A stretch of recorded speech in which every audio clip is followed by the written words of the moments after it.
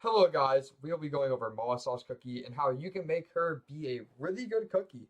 For this entire video, my Moa Sauce Cookie will be on this build and gameplay will be playing in the background.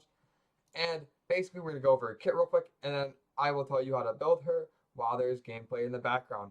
So her passive is every single time that her ultimate and her skill hits, you've reduced the enemy's fire res by 1% and it stacks up to 10 times. Your normal attack has 98% scaling and you swing a mace. Your skill has a whopping 1040 scaling, which is crazy amount. Like, it does so much damage. You'll see in the clips.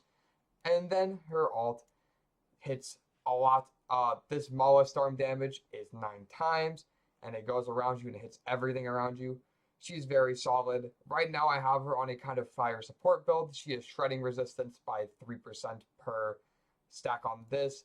Plus, she is resisting 10%, so she's getting 19% res shred.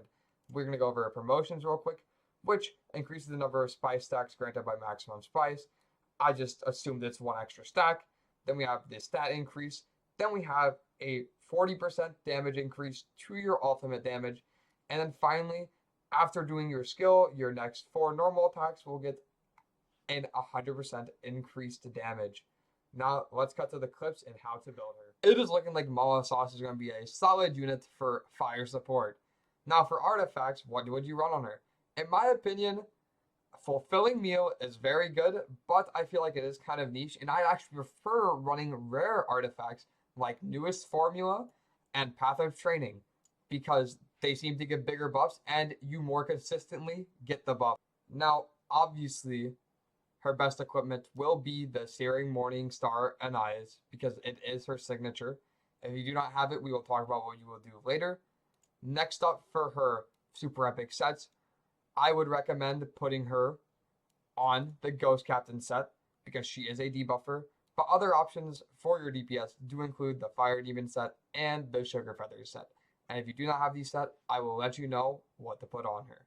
What you do if you do not have these sets. First things first is what do you want to build her as? If you want to build her as a debuffer, you're going to want to use these Mystical Starlight Skirt, and this will give you debuff amp, and you're going to want to roll debuff amp on your shirt and your pants.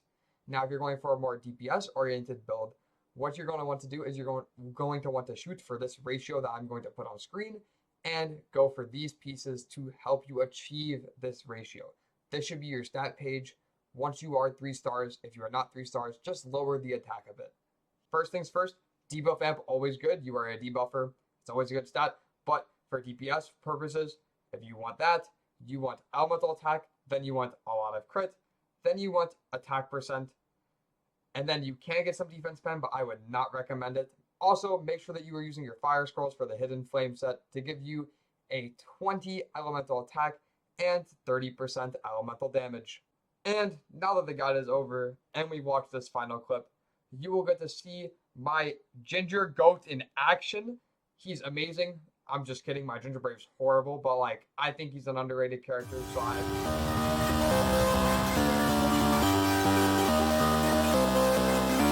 Asteria.